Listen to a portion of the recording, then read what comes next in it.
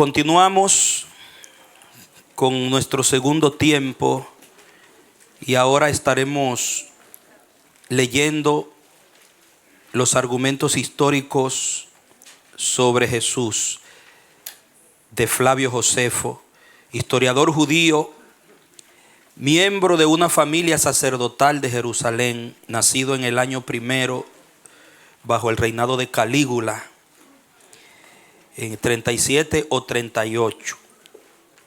En uno de esos 2 años fue que nació, que gobernó Calígula,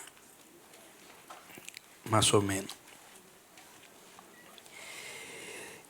De Flavio tenemos 2 referencias entre las que él habla. Se escogen estas 2 que son las más marcantes para referirse a Jesús. Recuerden que estos son informaciones históricas de la persona de Jesús fuera de los evangelios canónicos. Ya vimos que en cuanto a lo que el Talmud dice, todo lo que dice el Talmud, en lo que hemos leído del Talmud aquí en esta compilación, está relacionada de una manera directa o indirecta con lo que dicen los evangelios, lo que corrobora la historicidad de Jesús. Ahora Flavio Josefo, hay 2 referencias sobre Jesús escogidas en el antiguo, dice en su antigüedades, se llama el documento, 18, 63 y 64, y también la segunda en 20, 200-3 es la referencia de ese documento donde se habla de Jesús. Su texto en la versión griega es como sigue, en la versión griega. Vivió por esa época Jesús, un hombre sabio, si es que se le puede llamar hombre, porque fue hacedor de hechos portentosos, maestro de hombres que aceptan con gusto la verdad. Atrajo a muchos judíos y a muchos de origen griego. Era el Mesías. Cuando Pilato, al escuchar las acusaciones que formulaban contra él los principales de muchos de nosotros, lo condenó a ser crucificado, aquellos que lo habían amado al principio no dejaron de hacerlo, porque al tercer día se les manifestó vivo de nuevo, habiendo profetizado los divinos profetas estas y otras maravillas acerca de él. Y hasta el día de hoy no ha desaparecido la tribu de los cristianos.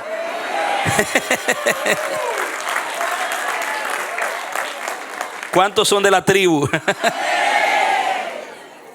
Y eso fue en el siglo I, imagínense, y mire hasta dónde vamos. Y la tribu ha crecido. Ya no es una tribu, ¿no? Nación santa. Y eso es Flavio Josefo, que no era un cristiano, era un historiador, pero un hombre honesto, un hombre muy íntegro, un hombre muy equilibrado. Y él da una referencia histórica de Jesús, habla de Jesús y él está hablando lo que él escuchó y aprendió de lo que se decía. No se sabe si él tuvo algún contacto personal con Jesús, porque él no se crió en el mismo territorio. Flavio pertenece más a las regiones grecorromanas. Estuvo sirviendo y moviéndose en los pueblos griegos, grecorromanos. Dice sobre la segunda referencia que tiene Flavio Josefo. Dice, el joven Anano, que es Anás, aquí lo menciona como Anano, pero es el sumo sacerdote Anás, pertenecía a la escuela de los saduceos, que son, como ya he explicado, ciertamente los más desprovistos de piedad entre los judíos a la hora de aplicar justicia. Miren cómo eran los saduceos. Eran crueles cuando se trataba de aplicar justicia, dice Josefo. Poseído de un carácter así, Anano consideró que tenía una oportunidad favorable porque Festo había muerto y Albino se encontraba aún de camino. O sea que el procurador que estaba allí, romano, había muerto y se creó un vacío de poder, porque el que lo iba a sustituir no había llegado, venía en camino. De manera que convenció a los jueces del Sanedrín y condujo ante ellos a uno llamado Santiago, hermano de Jesús, el llamado Mesías. Marque eso, mírala. Josefo menciona al hermano de Jesús también, Santiago. Y lo llama hermano de Jesús, llamado el Mesías. Y algunos otros los acusó de haber transgredido la ley y ordenó que fueran lapidados, o sea, apedreados, muertos a pedradas. Los habitantes de la ciudad, que eran considerados de mayor moderación y que eran estrictos en la observancia de la ley, se ofendieron por aquello. Por lo tanto, enviaron un mensaje secreto al rey Agripa, dado que Anano no se había comportado. Recuerden que el rey Agripa era un Herodes Agripa, de los Herodes. Dado que Anano no se había comportado correctamente en su primera actuación, instándole a que le ordenara desistir de semejantes actuaciones en el futuro. Algunos de ellos incluso fueron a ver a Albino, que venía de Alejandría, y le informaron que Anano no tenía autoridad para convocar al Sanedrín sin su consentimiento. Convencido por estas palabras, Albino, lleno de ira, escribió a Anano amenazándole con vengarse de él.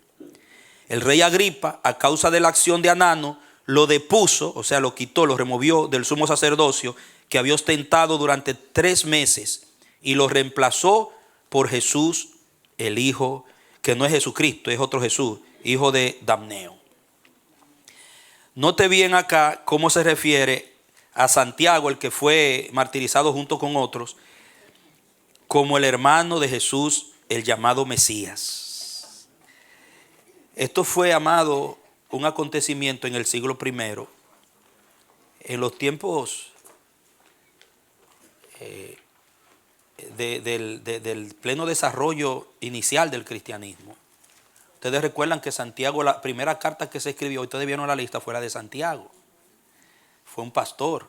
Él era medio hermano de Jesús, fue de los hijos que tuvo María con José después, y se convirtió, algunos piensan que después de la resurrección posiblemente, y fueron prominentes líderes. Junto con Judas, la carta de Judas se le llama un medio hermano de Jesús también. Y en el martirio de Santiago acá, se le califica como hermano de Jesús al que llamaban Mesías. O sea que los creyentes, los discípulos de Jesús, lo adoraban como Mesías.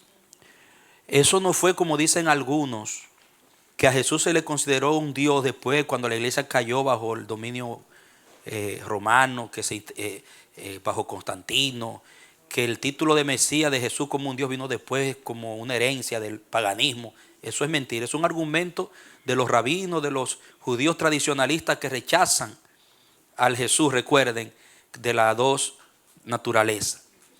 Pero ya los creyentes adoraban y le servían a Jesús como Mesías. En otras palabras, este es el Cristo profetizado en el Antiguo Testamento. Este es Emmanuel, dice Mateo, Dios con nosotros. Lo llama Mateo, el Hijo de Dios. Entonces, continuando la lectura, dice: el hecho de que Josefo haya hablado de Santiago como el hermano de Jesús llamado Mesías, hace pensar que había hablado de Jesús en otras ocasiones. O sea que el hecho de que lo haya mencionado así, implica que Josefo, cuando se refería a Jesús, lo hacía periódicamente y lo hacía bajo este calificativo del Mesías, el ungido. Es una evidencia de que a Jesús se le conocía como algo más que un hombre normal. En el mismo siglo I. Luego, continuamos la lectura. Este escrito existe hasta el día de hoy y creído como auténtico. Además, cuadra perfectamente con los relatos de los evangelios al mencionar a los saduceos y a Poncio Pilato relacionados con la muerte de Jesús. Porque menciona a los saduceos y a Poncio Pilato, y así lo relatan los evangelios canónicos. O sea que hay una convergencia tremenda en estos escritos seculares, fuera de la Biblia, sobre Jesús. Luego dice, en resumen, podemos señalar que el retrato acerca de Jesús que Josefo reflejó originalmente pudo ser muy similar al señalado a continuación. Es el mismo, pero en otra traducción de lo que decía Josefo aquí. Y se hace de una manera más parafraseada. Dice, Jesús era un hombre sabio que atrajo en pos de sí a mucha gente. Si bien las mismas estaban guiadas por un por un gusto hacia lo novedoso o espectacular, que por una disposición profunda hacia la verdad. Se decía que era el Mesías y tal vez por ello los miembros de la clase sacerdotal decidieron acabar con él, entregándolo con esta finalidad a Pilato, que lo crucificó. Pese a todo, sus seguidores, llamados cristianos a causa de las pretensiones mesiánicas de su maestro, dijeron que se les había aparecido en el 62 después de Cristo, un hermano de Jesús llamado Santiago, fue ejecutado además por Anano. Esta muerte tuvo lugar aprovechando un vacío de poder romano en la región. Tampoco esta muerte había conseguido acabar con el movimiento. Esto fue el mismo escrito que existe actualmente, pero traducido de una manera más acomodada. O sea, ellos están comparando el original del griego que escribió, porque Josefo escribía en griego, porque él se formó en cultura griega, grecorromana. Y nos dan el documento traducido del griego y luego nos dan el documento actual como aparece. Y no se difiere casi en nada. Eso es Flavio Josefo. Entonces, ¿qué acabamos de ver acerca del Jesús histórico? Las fuentes judías de su clase. Entonces, cuando comparamos las fuentes judías extrabíblicas con la fuente bíblica de los canónicos, vemos que directa o indirectamente corroboran lo que los discípulos de Cristo escribieron de él. O sea, usted no está creyendo en una falacia histórica. Usted no está apoyando su fe en un Cristo inventado. Es en un Cristo que fue atestiguado y fue presentado con honestidad, seriedad y veracidad por quienes caminaron con él y fueron testigos oculares de quién es él y de lo que él hizo. Y lo adoraron como tal. Den un aplauso al que reina. Madre.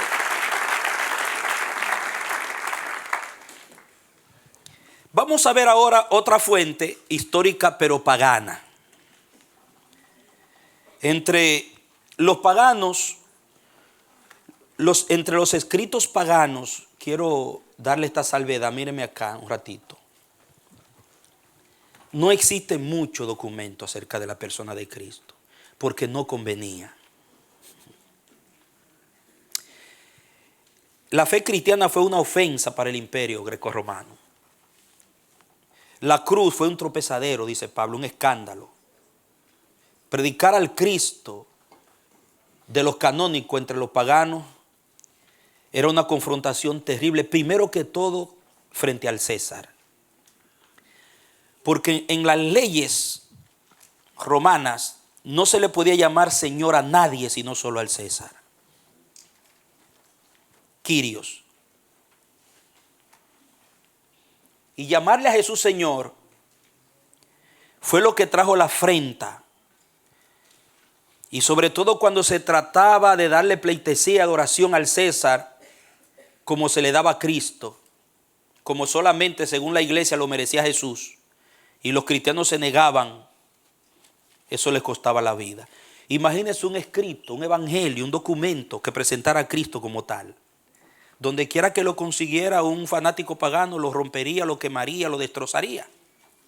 Como pasa hoy en países totalitarios, países islamistas, países comunistas, marxistas, ateos, que los documentos cristianos no son permitidos. Si consiguen una Biblia, esa Biblia ya corre el riesgo de ser quemada, destruida.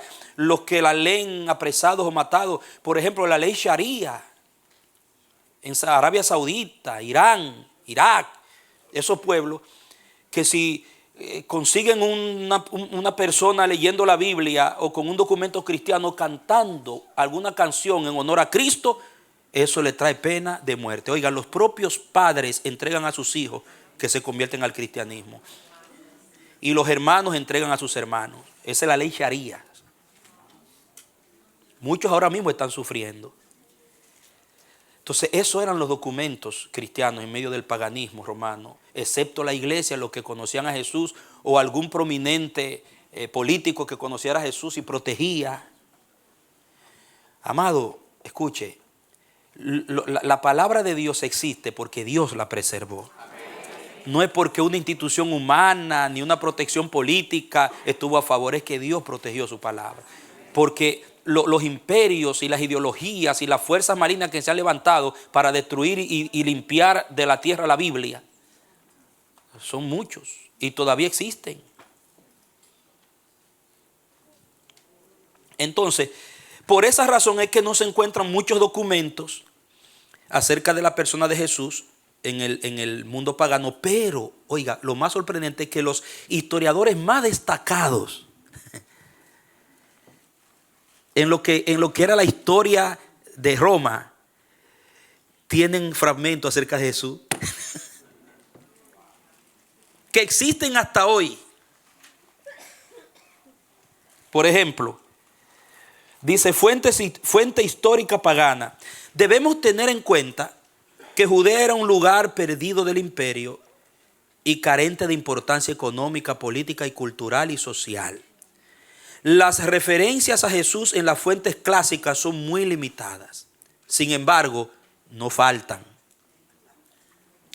Tácito, historiador nacido en el 56 después de Jesucristo, en mediados del primer siglo, muerto al principio del segundo siglo, se refiere a Jesús en sus Anales 1544, en la cual contiene una mención explícita del cristianismo. El texto señala que los cristianos eran originarios de Judea, que su fundador había sido un tal Cristo que había sido ejecutado por Pilato y que durante el principado de Nerón sus seguidores ya estaban afincados en Roma, donde no eran precisamente apreciados. Eran llamados la lacra de la sociedad, porque no se ajustaban a la cultura pagana. Esto es lo que dice Tácito. Según la Touret, un historiador, hay dos tomos muy buenos para los que, sobre todo los maestros, los pastores y predicadores, se los recomiendo. Historia del cristianismo, tomo 1 y tomo 2 de la Touret. Es un francés. Dice en su Historia del cristianismo, página 123, Tácito escribió en sus anales que Nerón, para aplacar el repugnante rumor de que el gran incendio de Roma había sido producido por orden suya, trató de arrojar la culpa sobre los cristianos, quienes fueron acusados de odio a la raza humana. Algunos de los cristianos, así lo declara Tácito, fueron envueltos en pieles de animales salvajes y luego despedazados por los perros. Otros, clavados en cruces, fueron envueltos en llamas para iluminar un circo que Nerón mandó arreglar en sus propios jardines para la muchedumbre. Se dice que el populacho fue movido a misericordia y censuró tal acto de Nerón. Era un demonio, Nerón es terrible. Él quería renovar a Roma, él quería cambiar completamente la fachada, la imagen de Roma, pero no le aprobaban los recursos, el gobierno, su gobierno no le aprobaba los recursos, y él astutamente buscó, estos son datos históricos que se descubrieron después que se investigó el asunto.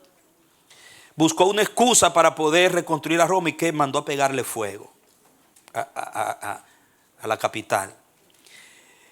Y le echó la culpa a los cristianos para esconder su crimen. Como él sabía que los cristianos eran odiados por el populacho, entonces se lo atribuyó a ellos. Eso trajo una persecución. Ahí le da un cuadro terrible de cómo fueron perseguidos y martirizados los cristianos por causa de Nerón. También leemos en nuestro Nuevo Testamento por Mary Seth Techney, página 238 y 239, Tácito, un historiador romano del siglo II, escribió. Aquí está, Techney pone tal como Tácito lo escribe. Dice: mas ni con socorros humanos, donativos y liberalidades, ni con las diligencias que se hacían para aplacar la ira de los dioses, era posible librar a Nerón de la infamia de haber sido él quien ordenó el incendio. Y así el príncipe, para apagar esta voz y justificarse, dio por culpados del crimen y comenzó a castigar con refinados géneros de tormentos a los que comúnmente se llamaban cristianos, los cuales eran aborrecidos del vulgo por los excesos que se les atribuían. Los excesos que se les atribuían a los cristianos eran simplemente calumnias. Los acusaban de ser caníbales porque se comían el cuerpo de Cristo. Eran excusas políticas de odio, discriminativas.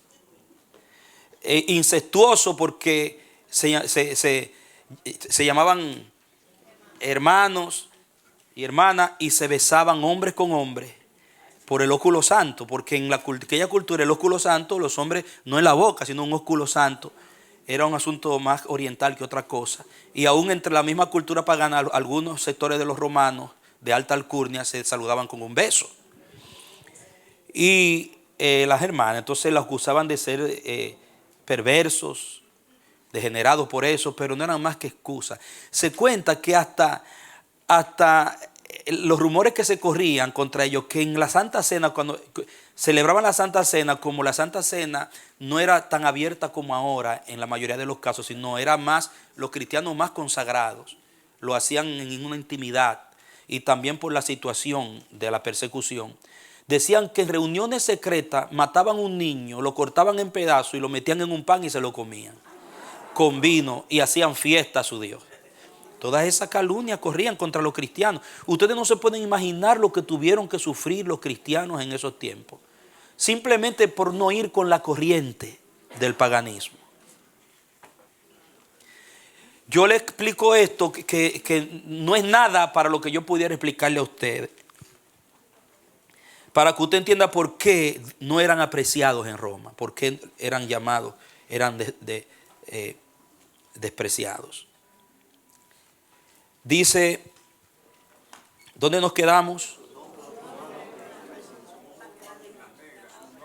Su nombre lo tomaron de su fundador llamado Cristo. Se lo puse en negrilla para que usted vea cómo Tácito en su escrito asegura que el nombre, el fundador de lo que esa gente creen y practican fue de Cristo. Note bien. Entonces Cristo era conocido aún entre los paganos, entre los lugares más lejanos de Palestina, el cual, imperando Tiberio, había sido ajusticiado por orden de Poncio Pilato, procurador de Judea.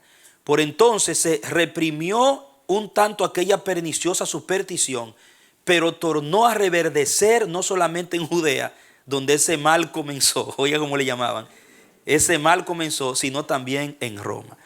Usted se puede dar cuenta que Tácito no era simpatizante del cristianismo, pero escribe que Cristo existió y que los cristianos eran en honor a Cristo, y habla de la crucifixión, o sea, como una veracidad de que lo que dijeron los evangelios canónicos era verdad.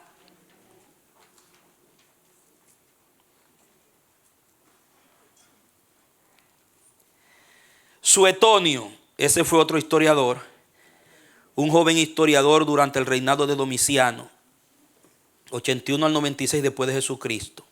Menciona en su obra la vida de los 12 Césares, es un clásico, está en los clásicos también. Claudio 25. Una medida del emperador Claudio encaminada a expulsar de Roma a unos judíos que causaban tumultos a causa de un tal Cresto. Un tal Cresto, ese Cristo, hermano, escrito literalmente. Este pasaje parece concordar con el relato mencionado. Póngame ahí Hechos 18:2, por favor. Tenga la bondad, amada. Y puede referirse a una expulsión que según Orosio 7:6-15 tuvo lugar en el 9º año del reinado de Claudio, en el 49 después de Jesucristo. Dice, y halló a un judío llamado Aquila, natural del Ponto, recién venido de Italia con Priscila su mujer, por cuanto Claudio había mandado que todos los judíos saliesen de Roma. Fue a ellos. Mire que la persecución estuvo relacionada con un tal Cristo. Parece que Priscila y Aquila ya tenían un conocimiento de Cristo y Pablo los agarró y le ministró los fundamentos y los estableció. De tal manera que se fueron al ministerio con Pablo y después terminaron siendo pastores en Roma. Priscila y Aquila. Había una iglesia en su casa, dice Romanos 16. Entonces mire que ahí está este dato histórico en la palabra de Dios. Y Suetonio hace referencia a eso que dice ahí. Plinio el joven, 61 al 114 después de Jesucristo. Gobernador de Bitinia bajo Trajano, menciona a los cristianos en el 10º libro de sus cartas, 10, 96, 97. Por su referencia sabemos que consideraban que Cristo era Dios. Él dice, es lo que él dice.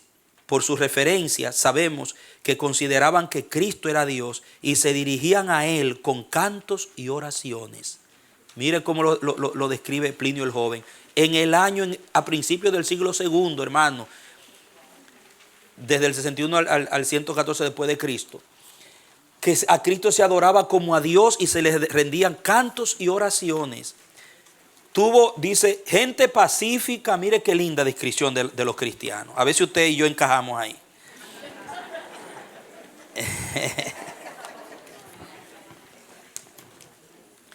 Gente pacífica, pese a los maltratos recibidos en ocasiones por parte de las autoridades romanas, no dejaron de contar con abandonos en sus filas. Algunos se entregaron por los maltratos y la persecución. No todos fueron fieles. La mayoría permaneció, pero algunos se entregaron. Pero mire el carácter. Dice, eran gente pacífica a pesar de todo el maltrato que le causaban. Y hoy en día los cristianos por cualquier cosita engrifamos la moña como los gallos.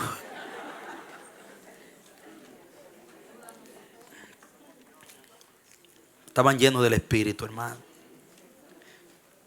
Dice que en todo esto podemos ver claramente que siguiendo estas opiniones, tanto judías como paganas, y en muchos casos de personas que ni siquiera simpatizaban por el cristianismo, podemos asegurar que Jesucristo fue realmente un personaje histórico veraz. Pero la fuente más importante la constituyen los evangelios. No puede negarse que estos encajan perfectamente, sobre todo el evangelio de Lucas. ¿Cuántos leyeron el evangelio de Lucas? Yo les dejé esa tarea. ¿Lo leyeron completo? ¿Todos? Hay que leerlo y vuélvalo a leer de nuevo.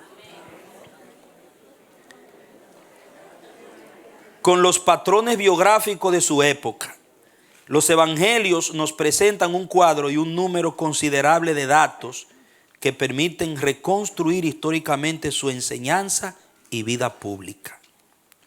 Los evangelios, eso es el autor Mary Setegny en nuestro Nuevo Testamento, página 239, escribe con relación a Plinio. Dice, refiriéndose a Plinio, afirmaban, sin embargo, que su completa culpabilidad o su error era que tenían el hábito de reunirse en cierto día fijo antes del amanecer, dedicándose a cantar en alternados versos un himno a Cristo como a un Dios, comprometiéndose entre sí por medio de un solemne voto, no solo a no cometer acciones malvadas, sino a ni siquiera a cometer fraude, hurto o adulterio, a no prometer en falso ni a negar un encargo cuando se le pidiera su devolución. Oiga, hermano, ese era el carácter de la vida de los cristianos. ¿A qué le huele ese cuadro? Diga Sermón del Monte. Agarraron la vida del reino. Ellos vivían el Sermón del Monte. Eso ahí es el sermón del monte, lo que dice ahí. Bien.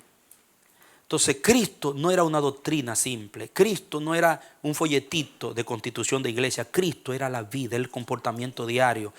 Un modo de vivir diferente en medio de un mundo como ese. Y ahí se lo describe. Yo cuando leo eso, yo me miro, es como un espejo para mí. ¿Cómo soy yo realmente? ¿Está evidenciada ese carácter de vida en el mío? Nos falta mucho. ¿Y saben por qué?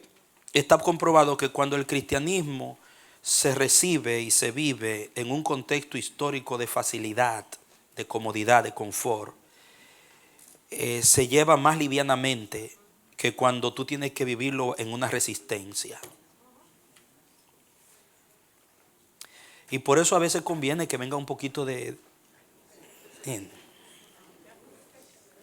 como que nos aprieten un poquito la tuerca. No, pastor, no, ya bastante ya. Amado, aquí está, pero en otro sistema en América. Muy bien. Luciano el Satírico del siglo II, según Tegni, también hizo alusión a Cristo de la siguiente manera. El hombre que fue crucificado en Palestina porque introdujo este nuevo culto en el mundo. Además, su primer legislador, refiriéndose al mismo hombre, a Jesús, los persuadió de que todos ellos eran hermanos, unos de los otros. Y esto después de haber transgredido sus leyes una vez para siempre, negando la existencia de los dioses griegos, y ahora adorando a aquel sofista crucificado y viviendo bajo sus leyes. Usted ve que los dioses estaban anclados en las leyes, adorar a los dioses. Eso no era de que si tú querías, eran leyes que había que cumplir. Por eso era que eran perseguidos, porque se tenían como violadores de las leyes. O sea, una ley se respeta y se cumple hasta donde entra en conflicto con mi fe. Una ley que me lleva a mí a adorar un ídolo, a adorar un hombre, a cometer pecado contra Dios, mejor morir, hermano.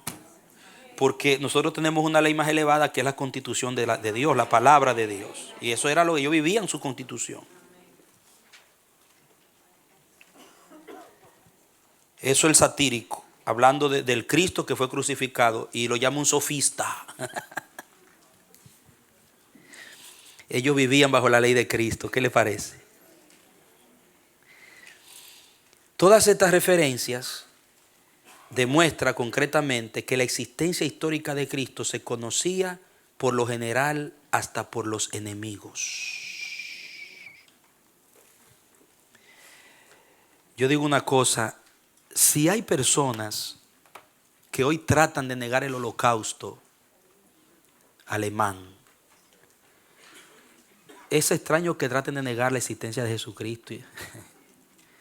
Hermano, hay corrientes filosóficas que quieren negar el holocausto. Algo que sucedió, como quien dice, ayer. Fueron más de 12 millones de sacrificados, tanto judíos como de otros grupos religiosos. Porque fueron unos 6 millones de judíos, pero ¿y los otros, las otras creencias? Y hay gente que pretende negarlo. Y eso está ahí mismo, a la vuelta de la esquina, ayer.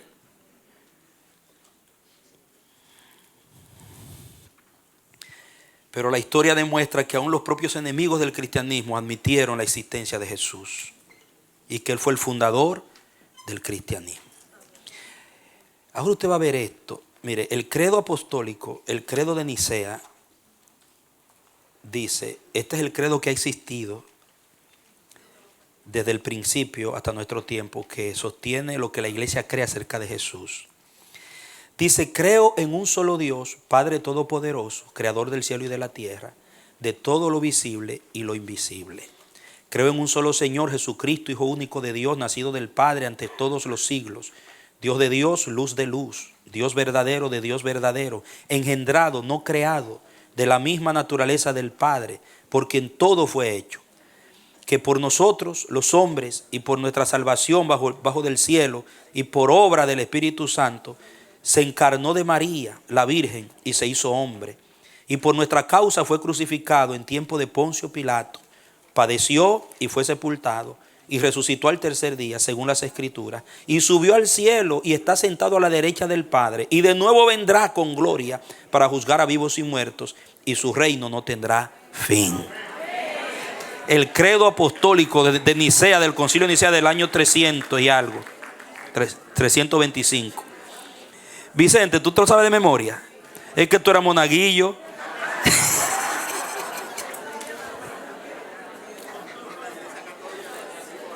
Le añadieron algunas cosas, sí. Hay varios credos del mismo tema, pero que la Iglesia Católica le añadió algunas cosas. Entonces, hermano, esto no es cosa que fue ayer que me lo enseñaron. Esto viene de allá. Vamos a ver las dos percepciones acerca del Mesías. Hay dos percepciones en el fondo de la existencia del Mesías. Dice así: la marcada diferencia que podemos notar en el trato dado a Jesús por parte de los judíos tradicionalistas y los cristianos se debe a la diferencia de percepción entre el Mesías que esperaban los judíos y el que se les reveló a los hombres en la persona de Jesucristo de Nazaret, que está descrito en persona y obra por los evangelios canónicos. Señores, todo es importante, pero esto yo quiero que ustedes absorban bien esto que vamos a leer, porque todo lo que pasó en Palestina con Cristo tiene que ver con dos cosas. El trato que le dieron los religiosos, los judíos, como le llama el Evangelio de Juan, los judíos que andaban detrás de Cristo y lo persiguieron hasta matarlo. La primera es con la percepción o la interpretación que ellos dieron al Antiguo Testamento del Mesías que había de venir. Ellos esperaban un Mesías que no es el que ellos veían en el Jesús que estaba ahí caminando en Palestina. Y sin embargo, ese era el verdadero Mesías. Ellos tropezaron ahí. Eso fue lo primero. No cuadraba, el Jesús de Nazaret no cuadraba con el perfil del Mesías que ellos esperaban. Segundo, la ofensa que implicó la espina en el corazón de los negociantes que tenían la religión como un instrumento de lucro. Cuando Jesús purificó el templo 2 veces y señaló todo lo que estaban haciendo, la injusticia que hacían, y los confrontó. Ahí fue donde se le añadió a la falta de percepción, a la diferente percepción se le añadió el odio y el pensar en sus intereses económicos. Y también la ambición de poder. Porque Cristo llega, hermano, y causa una revolución. Le comienza a quitar la venda al pueblo. Agarra a los fariseos y dice: ustedes son sepulcro blanqueado, hipócritas delante de la multitud. Al Sanedrín le dice: ustedes, y comienza, y el pueblo dice: este no se enseña como quien tiene autoridad, este no es como, comienzan a comparar, ese no es como los escribas y los fariseos, este no nos enseña como los saduceos. Cada vez que un escriba escuchaba eso, le daba piquinilla, hermano.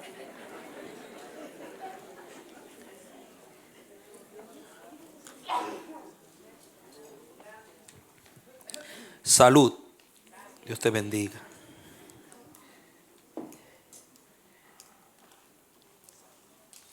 Vamos a ver el Mesías que esperaban los judíos. La concepción general, estoy en la página 7, que los rabinos se habían formado del Mesías, difería totalmente de lo que presentaba de sí mismo y en su enseñanza el profeta de Nazaret. Esta divergencia fundamental ya existía entre uno y otro mucho antes de que estos se dividieran finalmente. De modo que el ideal mesiánico de la sinagoga podía ser muy diferente de aquel al cual se había adherido la fe y la esperanza de la iglesia. La sinagoga presentaba un ideal del Mesías, la iglesia manejaba otro. Para el judío ortodoxo y el rabinismo, el Mesías y su historia no son presentados en su historia como algo separado o sobreañadido en el Antiguo Testamento. ¿Qué quiere decir esto? O sea, en el Antiguo Testamento ellos interpretaban al Mesías como un judío más, pero un judío como David, que sería uno con la nación. Y bajo el gesto de la ley de Jehová, como dice en Deuteronomio, que si un rey viene, tiene que escribir la ley, tiene que someterse a la ley, gobernar según la ley, no enseñorearse, sino darle a Israel la vida, el nivel de vida que Dios le prometió. Una vida de riqueza, de gobierno, cabeza y no cola, y todo lo que está en Deuteronomio, capítulo 28.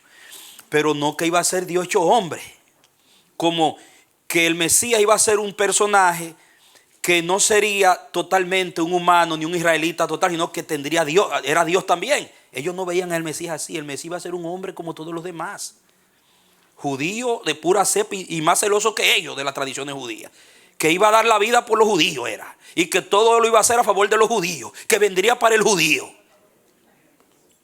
y que tendría sangre pura judía. Y usted sabe que la sangre de Cristo no era judía ni era gentil, era sangre del Espíritu. El Espíritu creó esa sangre. Porque si Jesucristo hubiera adquirido la sangre de María, no puede redimirte a ti ni a mí, porque María era pecadora. Por eso es que el catolicismo apostólico y romano trata de divinizar a María, porque ellos interpretan eso de una manera racional. Bien. Esa sangre el Espíritu Santo la filtró y creó una sangre que no era ni judía, era una sangre que iba a redimir a todos. Por eso Pablo dice que en Jesús está el hombre nuevo, en donde no hay ni judío, ni griego, ni bárbaro, ni escita, ni esclavo, ni libre. Dale un aplauso al que reina. Es un hombre nuevo. En el Antiguo Testamento ellos no entendían eso. Ellos veían a un Jesús que era netamente judío, que no era alguien separado de Israel, como que venía a gobernar sobre Israel, pero iba a ser diferente a la vez de Israel, sino pura sangre israelita. Siga leyendo. Esta divergencia fundamental, en el segundo párrafo, su conexión ahí, ahora sí, la segunda línea al final del segundo párrafo, su conexión orgánica con Israel queda marcada por la designación simiente de Abraham. Eso ellos lo interpretaban como que iba a ser uno más como los otros descendientes de Abraham e hijo de David, pero no captaron el contenido universalista de Daniel, que lo presenta como el hijo del hombre. Daniel vio más allá. Daniel no vio un judío, Daniel vio un hijo del hombre, lo presentó como él viene a representar a todos los hombres, a ser cabeza de los hombres, el segundo Adán. Que cuando Pablo habla del segundo Adán, es que el Espíritu le abre todo esto de Daniel y le muestra a Jesús ya no como un judío común y corriente, sino como el cabeza de la humanidad, que puede redimir a la humanidad y representar a la humanidad, porque él sería rey, sería sacerdote y sería profeta. Todo eso. Entonces, ellos no lo percibían así como lo vio Daniel, refiriéndose a él como la cabeza de toda la humanidad. Al no entender esto, concebían un Mesías puramente israelita y que establecería un reino para Israel, y si algún pagano fuera admitido, lo haría en calidad de segunda clase. ¿Usted me entiende? O sea, sí, ellos entendían que podían entrar, pero tenían que hacerse israelitas y de segunda.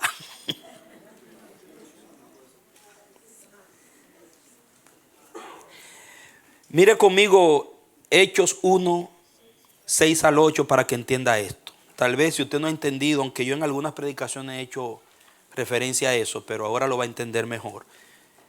Hechos 1, 6 al 8. Que los discípulos todavía andaban con ese airecito hasta que no vino la unción en el aposento alto. Ellos todavía pensaban igual en muchas cosas, igual que los rabinos donde fueron enseñados de la cultura. Dice entonces, los que se habían reunido le preguntaron, diciendo: Señor, ¿restaurarás el reino a quién? A Israel en este tiempo. ¿Para quién era el reino? Usted ve lo que ellos tenían en la cabeza. El rabinismo todavía lo tenían en la cabeza. Ellos pensaban, esto es para nosotros. ¿Y qué les respondió Jesús? No os toca a vosotros saber los tiempos o las sazones que el Padre puso en su sola potestad. Siga. Siguiente. Pero recibiréis poder cuando haya venido sobre vosotros el Espíritu Santo y me seréis testigo. ¿Dónde? En Jerusalén, en Judea, en Samaria y ¿hasta dónde? Aleluya. Esto no es para Israel solamente. Eso es lo que ustedes creen porque han interpretado mal las profecías. Porque su espíritu nacionalista, su espíritu étnico ha podido más que la revelación divina. ¿Entiende? Esto es para todo el mundo. Esto es hasta lo último de la tierra. Aquí va a empezar. Dios les eligió a ustedes para hacer la puerta de entrada. Pero ustedes no pueden patentar a Dios. Ustedes van a patentar el reino. Es de ustedes. Que hay que pedirle permiso a ustedes para entrar al reino. Hermano, y créanme, hay iglesias y denominaciones que piensan que usted tiene que pedirle permiso a ellos para entrar al reino de Dios. Ese denominacionalismo es el mismo espíritu del rabinismo que ha afectado y ha fracturado la iglesia. Porque no es porque ellos, no es porque Dios, no es porque la verdad no está escrita ni revelada, es porque el denominacionalismo, el etnicismo denominacional ha podido más que la iluminación del Espíritu. Gente que está más enamorado de su denominación que de Cristo mismo. Pueden oír gente que le dicen a Jesucristo hasta perro muerto y le da lo mismo. Pero cuando hablan mal de su denominación, ay mi madre, atrévase para que usted vea. Sigamos la lectura. Esto no es para Israel solo, es para todo el mundo. Todo eso venía de ese concepto mesiánico que tenían, que Jesucristo vino a liberarlo de eso. Para esos rabinos nacionalistas ortodoxos, los sucesos, las instituciones y predicciones que inicialmente eran puramente israelitas, hallan su pleno cumplimiento en el Mesías y para Israel exclusivamente. Según sus interpretaciones de todo el Antiguo Testamento, en el Mesías se cumplirán otra vez todos los milagros y liberaciones del pasado de Israel y en su manera más amplia, aún más haría el Mesías. Mire conmigo primero vamos a buscar Mateo 12, 38 y 39. Póngamelo ahí para que ustedes vean, van a entender esto también. El Mesías que ellos esperaban era un Mesías que iba a venir en mucho mayor potencia que Moisés, que los profetas que hicieron los milagros. Iba a venir con milagros y señales para tumbar el imperio y todo lo que estaba sometiendo a Israel y establecerle una vez el reino glorioso, el tiempo de oro verdadero de Israel. ¿Qué dice ahí? Dice, entonces respondieron algunos de los escribas y de los fariseos diciendo, maestro, deseamos ver de ti señal. ¿Qué estaban pidiendo? Señal. O sea, si tú eres el Mesías que nosotros entendemos y que hemos estudiado, tú tienes que hacer cosas mucho más grandes que Moisés y que Elías para nosotros creerte. Ustedes ven por qué era que pedían señal. Porque el concepto de la escuela rabínica y de la sinagoga era ese, que el Mesías que ellos esperaban iba a hacer señales y milagros para tumbar el imperio. Y Pablo dice, no los vamos a leer para ganar tiempo, que los judíos piden señal y los gentiles que buscan sabiduría. Los gentiles estaban detrás de sabiduría y los judíos señales, porque el Mesías que ellos esperaban era un mago, era uno que iba a venir a hacer cosas extraordinarias y mucho mayor que las que se habían hecho anteriormente. Y Jesús hizo muchas señales, pero las que Jesús hacía no llegaban a la expectativa que ellos tenían, porque Roma seguía igual. Todo seguía igual, el status quo, toda la situación seguía igual en ellos, pero en los que estaban siguiendo a Jesús y creyendo, ya Roma no imperaba, imperaba el cielo. Que eso fue lo que ellos no entendieron. Que el reino se establece primeramente es adentro de ti. Después. ¿Usted entiende por qué Jesús dijo que si Dios nos revela, nadie puede conocer esto? Mantenga su atención. Queremos ver de ti señal. Por esta razón, tenían en el Talmud lo siguiente: todos los profetas profetizaron solo los días del Mesías.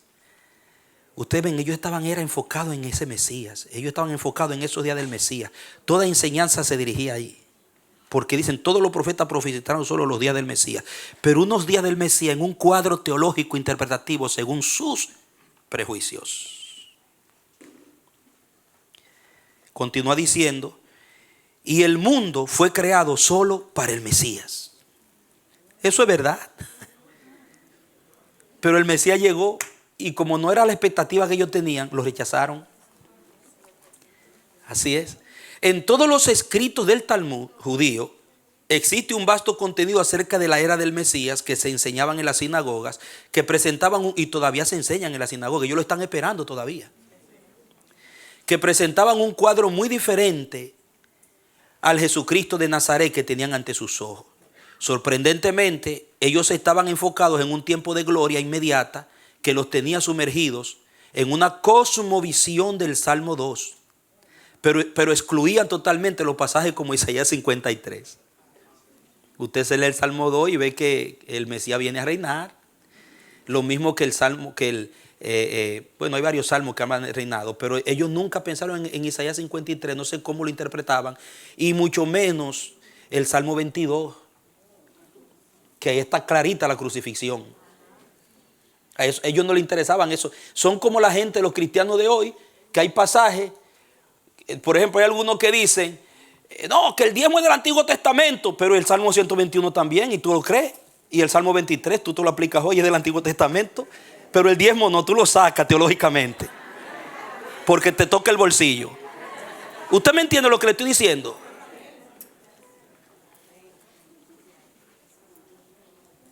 Entonces, una interpretación acomodada a sus expectativas personales. Todo lo que Israel esperaba era restauración y glorias nacionales. Por esta razón, todo lo que necesitaban era estudiar la ley y hacer buenas obras para ser digno de entrar en ese futuro luminoso que traería el Mesías. El cuadro aprendido por el judío desde su infancia hasta su muerte era la futura exaltación de Israel y no la salvación del mundo. Puede notarlo, marque eso, pásele ahí una marquita. Ellos esperaban la exaltación de Israel, pero no en la salvación del mundo. A esto y a la idea de la posición espiritual exclusiva de Israel en el mundo, hay que añadir mucho de lo que de otro modo parecería totalmente irracional en los cuadros o descripciones rabínicas de los últimos días. Pero en este cuadro no habría lugar ni ocasión para un Mesías salvador como el Nazareno. El ideal rabínico del Mesías, página 8, no era el de una luz para iluminar a los gentiles y junto a ellos la gloria de Israel, sino algo muy distinto, incluso todo lo contrario. En consecuencia, hubo un antagonismo fundamental entre los rabinos y Jesucristo. Usted ve esa confrontación constante entre Cristo y ellos, era por eso, por lo que tenían aquí en la cabeza. Las ideas y elementos puramente nacionales que tenían esos rabinos en sus cabezas apenas entraban en la enseñanza de Jesús sobre el reino de Dios. La misión de Jesucristo para ellos se derivaba de una fuente desconocida. Por ejemplo, póngame Juan 3, 1 al 7, el caso de Jesús y Nicodemo. Uno de los pocos que se abrió de los rabinos, de los fariseos, un maestro entre los judíos, dice, mire, dice, había un hombre de los fariseos que se llamaba Nicodemo, un principal entre los judíos. Continuamos. Este vino a Jesús de noche. Vino de noche. Ustedes se pueden imaginar por qué, la reputación, no quería que lo vieran. Y le dijo, Rabí, ¿cómo lo llamó? Rabí. Este estaba tocado, hermano. Ya el hombre estaba tocado por el Espíritu. Sabemos que has venido de Dios como maestro, porque nadie puede hacer estas señales que tú haces si no está Dios con él. Los que estaban cegados por su nacionalismo y que no eran honestos consigo mismo y con Dios, no veían lo que vio Nicodemo, que se humilló. Dijo, lo que tú haces se parece a lo que yo he estudiado. Tú viniste de Dios. Entonces Jesús ahí les revela, mira, hay que nacer de nuevo. Y ustedes saben, el que no nace de nuevo, esto es por el Espíritu. Y después usted ve a Nicodemo defendiendo a Jesús entre sus compañeros. Nicodemo creyó. Pero lo importante aquí es ver, amados, que había una intriga. Este Jesucristo era un desconocido para algunos, pero fue conocido para los que se humillaron y creyeron. Por ejemplo, cuando leemos en Juan 7:15, vemos el otro bando. Dice, y se maravillaban los judíos diciendo, ¿cómo sabe este letra sin haber estudiado? Porque que no había estudiado, no estudió en Jerusalén. Pero Dios lo formó en la escuela en Nazaret. Estudió en Nazaret. Porque estos son, Juan, después lo vamos a ver más adelante. Pero un detallito importante para ustedes, no es que él no estudió, porque si no, no hubiera sido rabí. Y Nicodemo no lo hubiera reconocido como lo reconoció. Nicodemo investigó del hombre también. Entonces, como él no había estudiado en la escuela que ellos autorizaban en Jerusalén, porque había una diferencia. Estos eran de Shammai. Cuando usted ve que Juan habla, Juan está hablando del ministerio de Cristo generalmente en la región del sur. Los otros evangelios se conectan más en el norte, en Galilea. Juan enfatiza más todo lo que pasó en Jerusalén. Y por eso usted ve ese pleito, ese antagonismo. Porque en el norte no era así, porque el norte era más abierto. No había tanto pleito. Excepto Nazaret, que no lo aceptó porque Jesús se crió ahí y lo despreciaron porque que te lo hemos visto, es un carpinterito ahí. Y ahora sale de que haciendo milagros. Es como usted que dice que nadie profeta en su propia casa. Bien. Pero en Jerusalén, mire lo que dicen, lo desprecian.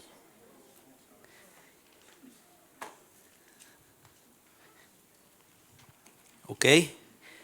Es notablemente sorprendente que a pesar de estas posturas del rabinismo tradicional en torno al Mesías, esperado según sus interpretaciones, existen en algunas referencias de sus escritos pruebas proféticas de que el Mesías tendría que padecer y resucitar antes que reinar, como lo dice Isaías 53.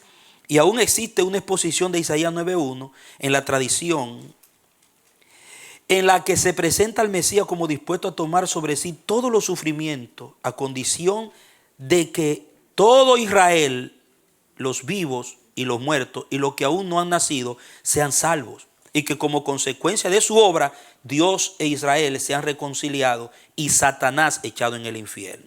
Yalkut sobre Isaías 9:1. Pero estas eran enseñanzas que casi no se manoseaban, pero estaban ahí.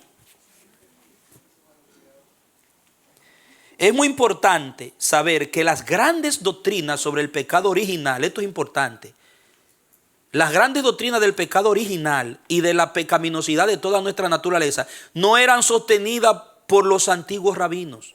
Esto no significa que negaran el pecado y su consecuencia, tanto en Adán como en su descendencia. Pero el resultado final, ahí era donde estaba el problema del pecado, el resultado final está muy lejos de la gravedad con la que se considera la caída en el Nuevo Testamento. Ustedes saben que ellos no aceptaban el Nuevo Testamento. Entonces es ahí donde se habla de la gravedad del pecado, de la herencia del pecado. Entonces dice, en la cual es presentada como la base para la necesidad de un redentor, el cual, como segundo Adán, restaurará lo que se había perdido. Según la tradición rabínica, la caída de Adán fue por la seducción de los ángeles, por envidia, ya que al no poder impedir su creación, optaron por separarlo de Dios. Eso según el rabinismo. El pecado de Adán le produjo la muerte, pero los descendientes de Adán no mueren por el pecado de Adán, sino por su propio pecado. Bemit R19. O sea que la muerte tuya es por tu propio pecado. Por eso es que ellos creían que si tú haces bien, estudias y te haces bien, tú te puedes perfeccionar y salvarte y meter a la bendición y al futuro glorioso de Israel a tu descendencia, a tus generaciones. Pero en el Nuevo Testamento se enseña que morimos porque nacemos pecadores. Ellos no enfatizan el pecado original. ¿Entiendes? Entonces, luego dice, además se enseñaba que hubo un tiempo que Israel no solo estuvo libre de la muerte. Oiga, todo lo que es de Israel es glorioso, todo lo que se trata de Israel es lo mejor. Hubo un tiempo que Israel no solo estuvo libre de la muerte, sino que era superior a los ángeles. Porque originalmente Dios había ofrecido la ley a todas las naciones gentiles. Póngame ahí Deuteronomio 30, para que ustedes vean que esto no dice eso por ningún sitio, pero ellos lo interpretan así. Dios ofreció originalmente la ley a todas las naciones gentiles antes de ofrecérsela a Israel. Deuteronomio 32, eso es lo que ellos usan, interpretan. Dice, Jehová vino de Sinaí y de Seir les esclareció. Resplandeció desde el monte de Parán y vino de entre 10 millares de santos con la ley de fuego a su mano derecha. Ellos interpretan que Jehová venía de haberle ofrecido la ley a todas las naciones. Y como la rechazaron, consiguió a Israel. Según ellos, Israel fue la nación más noble que aceptó la ley. Es lo más bueno de la tierra entre todas las naciones, porque ellos eran como los ángeles. Sin embargo, el mismo Antiguo Testamento dice que Dios le dice, yo no te escogí a ti porque tú eras el mejor. Tú eras la peor de todas. Yo no sé qué hacían con ese versículo. Pero nosotros a veces también somos así, hermano.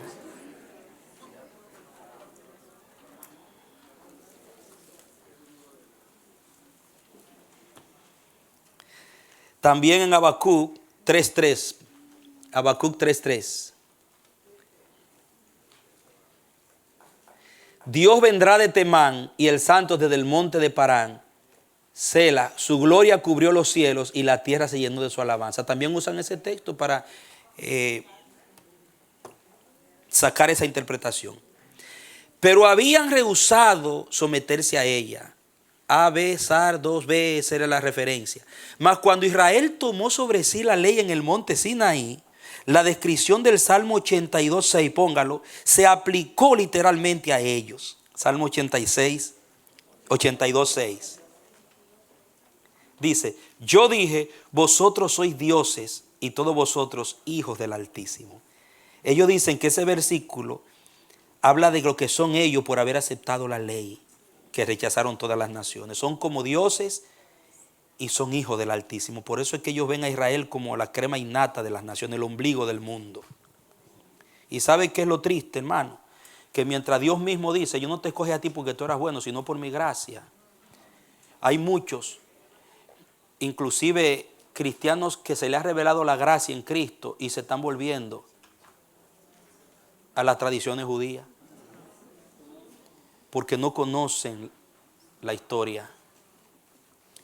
Yo les digo a ustedes, tengan cuidado con esos cursitos que le ofrecen en el internet. ¿Quiere aprender hebreo? ¿Quiere aprender esto? Y usted se mete, pero hay una carnada detrás de meterle judaísmo. Y todo esto se lo interpretan como ellos dicen. A usted le parece algo novedoso. Y dice, wow, sí, los israelitas son las cositas, ellos son las cosas sagradas. Y deja su iglesia, deja la gracia, se olvida de lo que Pablo enseñó y retrocede. Porque para los apóstoles que se les reveló la gracia, volver al judaísmo era retroceder. Si no, leas el libro de Hebreos. El libro de los Hebreos, sí. Y Gálatas. Entonces, como todas las naciones rechazaron la ley, ellos la aceptaron, nosotros somos dioses. Pero todo esto se perdió al hacer el becerro de oro. Cuando hicieron el becerro de oro, dice, todo eso se perdió. Pero si Israel hubiera permanecido en su estado angelical, la nación habría cesado con aquella generación. Con todo esto, se presentaban dos opiniones divergentes. La una atribuía la muerte a la culpa personal, la otra a la culpa de Adán. Muchas de estas doctrinas están planteadas en los apócrifos del Antiguo Testamento. Por eso usted ve que hay libros que tienen esa doctrina que no entraron al canon del Antiguo Testamento. Cuando ustedes leen algunos de los libros apócrifos del Antiguo Testamento, ustedes van a ver doctrinas que hablan de la salvación por las obras, de todas esas cosas, y tienen que ver con lo que se creían del rabinismo, de las tradiciones de los ancianos. Seguimos en la página 9. Gloria a Dios. Estamos terminando. Dice la posición general en el rabinismo era que dado que el hombre fue creado con una doble inclinación, oiga lo que enseñaban, que el hombre fue creado con una doble inclinación, una al mal y otra al bien. Cuando la palabra dice que Dios hizo al hombre recto, él buscó perversión, dice Salomón. ¿Entiende? Dios hizo al hombre puro, santo. Pero dicen ellos que él tenía en sí la doble inclinación. Eso en el Targum Pseudo John sobre Génesis 2:7. La primera, obrando en él desde el principio. O sea, desde el principio, desde que Dios lo creó con inclinación al mal. Y la segunda, llegando gradualmente en el transcurso del tiempo. O sea, la inclinación al bien era que el hombre iba a ser progresivamente formado en el bien. Esto creó la creencia de que el hombre puede vencer el mal por su propia fuerza y estudiando y haciendo obras buenas alcanzará la salvación final. Por eso es que usted ve en Lucas 18 cuando el joven rico viene y le dice, ¿qué bien haré para heredar la vida eterna? ¿Usted entiende por qué? Es que él venía de esa escuela, de la sinagoga. Y por eso Jesucristo le responde, no hay ni un solo bueno, sino solo Dios.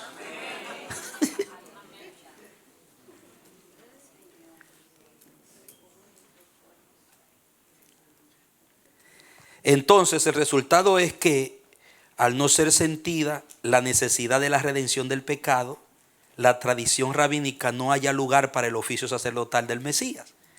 Y que de hecho sus pretensiones de ser el profeta de su pueblo estén totalmente eclipsadas por su aparición como rey libertador.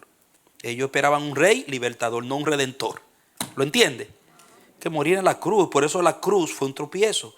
Cuando Pablo dice que tropezaron en la cruz, es que ellos no esperaban eso, un Mesías con cruz. Ellos esperaban todo lo contrario. Ellos esperaban que quien iba a poner en la cruz a Roma era el Mesías, no la Roma al Mesías.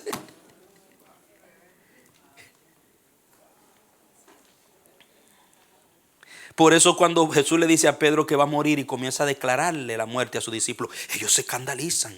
Ellos dicen, ¿cómo va a ser? Esto no es lo que hemos oído. Entonces Jesús tiene que comenzar a enseñarle todas las escrituras. Por eso dice, después que resucitó y abriéndole las escrituras, también les abrió el entendimiento. Dígalo conmigo, abriéndole las escrituras, también les abrió el entendimiento. Para que entendieran lo que de él decía. Mire, lo que pasa, mira, aquí dice que había una cruz, aquí dice que yo iba a morir. Mira el Salmo aquí, mira Isaías 53. Lo que pasa es que ellos no lo enseñaron porque están ciegos. Y todos los profetas decían, ¿qué le pasó? Ay, había cruz en el asunto.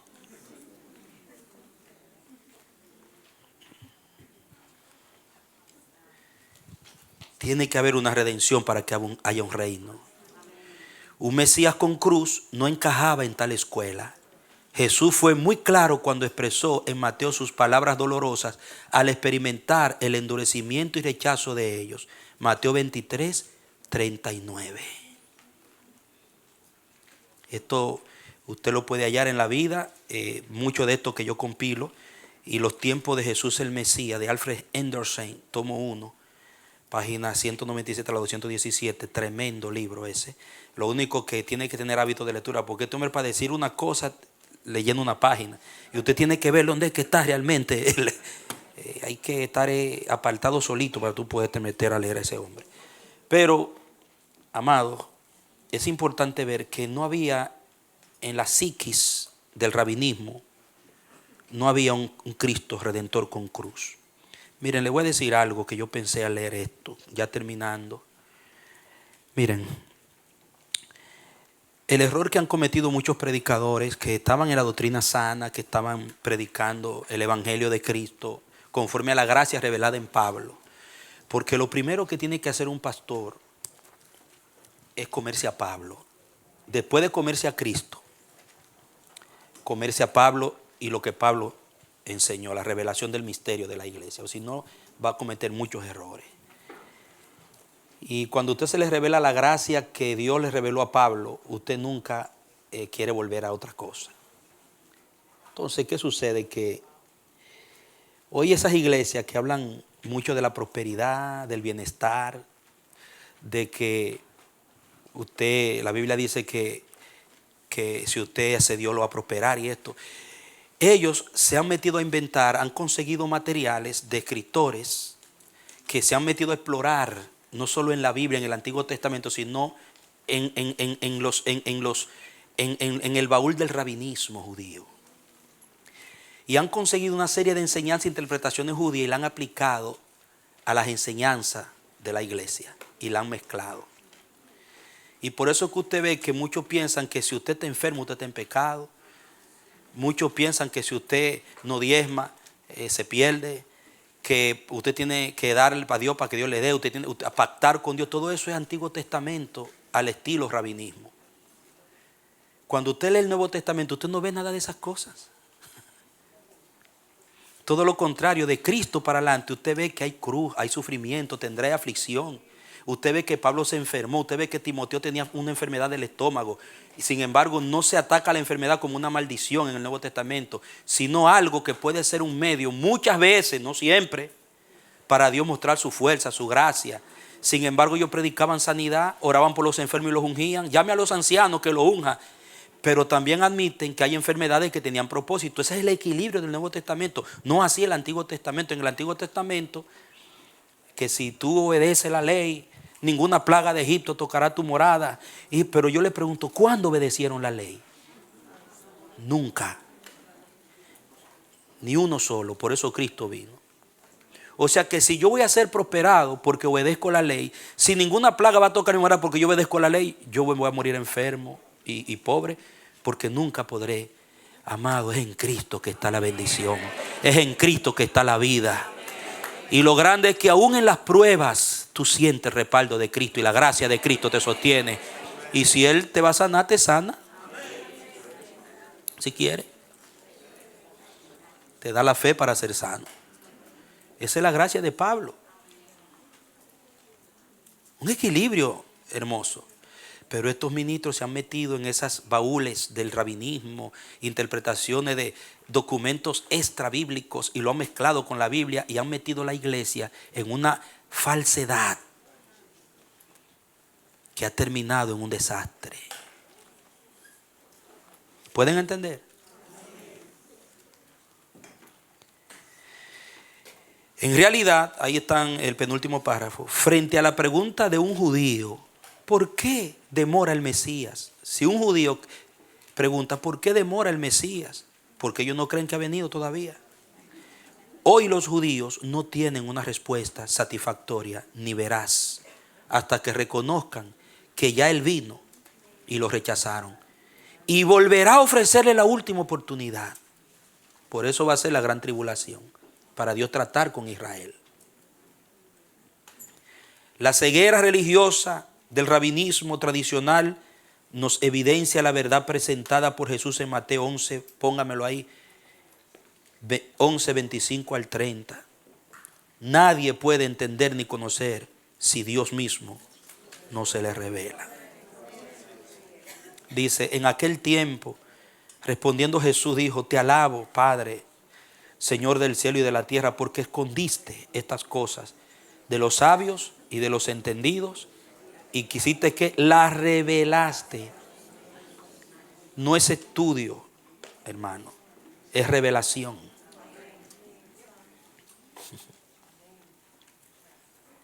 A los niños, los humildes. Siga, dice, sí, Padre, porque así te agradó. Continúe. Todas las cosas me fueron entregadas por mi Padre y nadie conoce al Hijo sino el Padre, ni al Padre conoce a alguno sino el Hijo, y aquel a quien el Hijo lo quiera revelar. Venid a mí todos los que estáis trabajados y cargados, y yo os haré descansar. Okay, está bien hasta ahí. Después, ustedes saben, llevar mi yugo. Entonces, es por revelación, amado. Nadie puede conocer al Hijo como hombre y divino si Dios no se lo revela. Y por eso, si Cristo se te reveló, dale gloria. Ámalo, dale gracias que te incluyó y te abrió los ojos. Aleluya.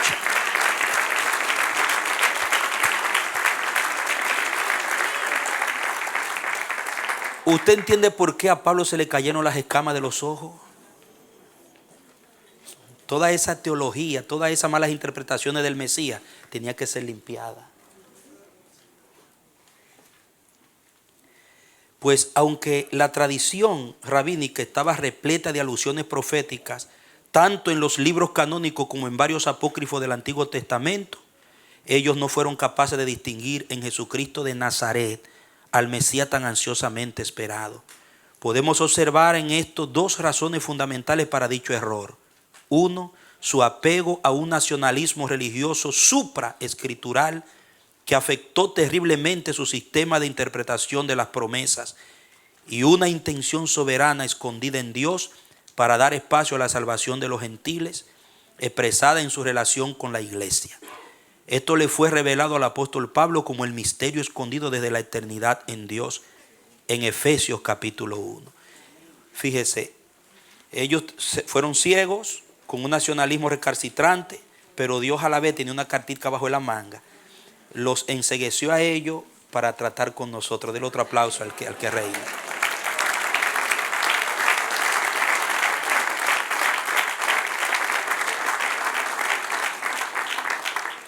Ustedes recuerdan todas las parábolas de Jesús donde decía los últimos serán primeros y los primeros postreros. Que habla, se refería a los gentiles. Y hay un pasaje que con ese que vamos a concluir, manita, pónmelo, Romanos 11, 25 al 36. No podemos terminar sin leer ese pasaje. Hermano, mire ese pasaje. Esto es glorioso. Cuando eso se le reveló a Pablo, mire cómo Pablo lo percibe. Romanos 11. Mire. Dice, porque no quiero, hermanos, que ignoréis este misterio, para que no seáis, ¿este qué?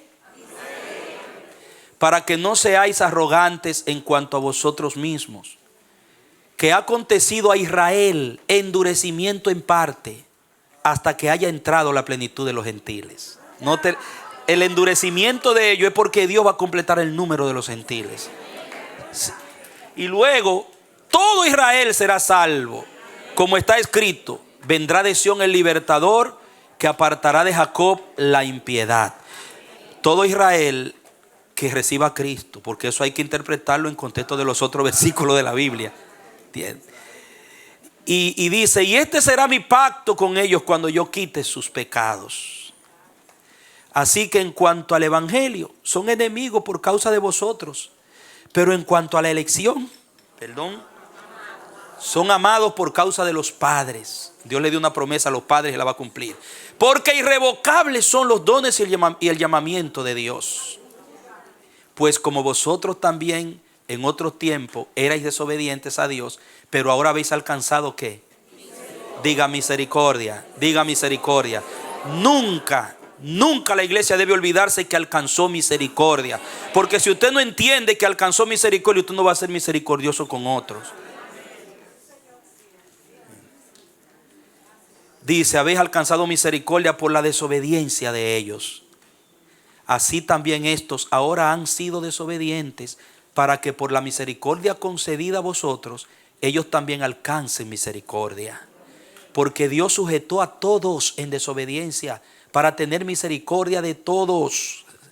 Y mire ahora, cuando Pablo se le revela ese misterio, se le revienta casi el cerebro.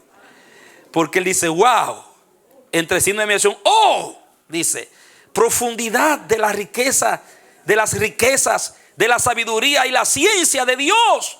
Cuán insondables son sus juicios e inescrutables sus caminos. Porque ¿quién entendió la mente del Señor? ¿O quién fue su consejero? ¿O quién le dio a él primero para que le fuese recompensado? Porque de Él y por Él y para Él son todas las cosas. A Él sea la gloria por los siglos. Amén. Santo. Santo. Gloria a Dios.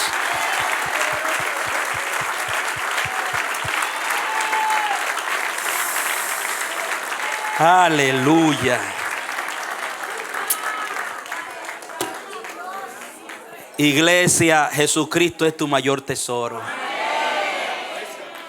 No es el carrito que tienes, no es la casita que tienes, no es el título que tienes. No son las cosas, es Cristo. Por eso Pablo dijo: yo lo tuve todo por estiércol para ganarlo a Él y ser como Él. Porque entendió que la revelación del Jesús histórico es el tesoro más grande que le ha tocado a un humano.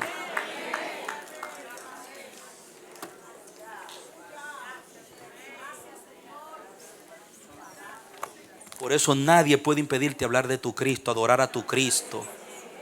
Nadie puede ponerte en pugna con tu Cristo, ni quitarte el privilegio de amar y servir y adorar a tu Cristo. Nadie debe meterse entre tú y tu Jesucristo.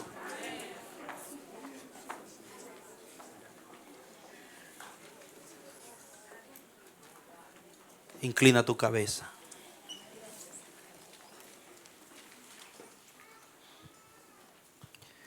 Son cosas tan profundas, Padre, y tan gloriosas.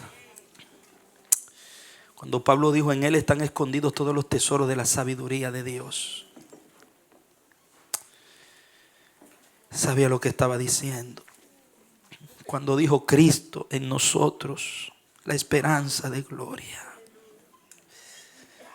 Cristo en nosotros. Cuando Él dijo: cuando a mí se me reveló Jesús, cuando conocí a Jesús, ya yo no quiero, no me importa nadie más importante que Él. Nadie ni nada me impresiona más que Él. Tantas canciones elevadas a tu nombre, Jesús. Tantas adoraciones que exaltan tu nombre. Quisiéramos cada día declarar sin cesar tu grandeza y la grandeza de tu amor y la misericordia del Padre reveladas a ti. Y orar que la misericordia sea extendida a Israel, a la descendencia de Abraham y de Jacob. Que tú abras los ojos del Israel de Dios y restaures tu heredad, tu pueblo amado. Porque claro, sí está en la palabra que es verdad que tú has amado a ese pueblo, Señor, de una manera indescriptible como nos has amado a nosotros. Pero Él no lo ha entendido.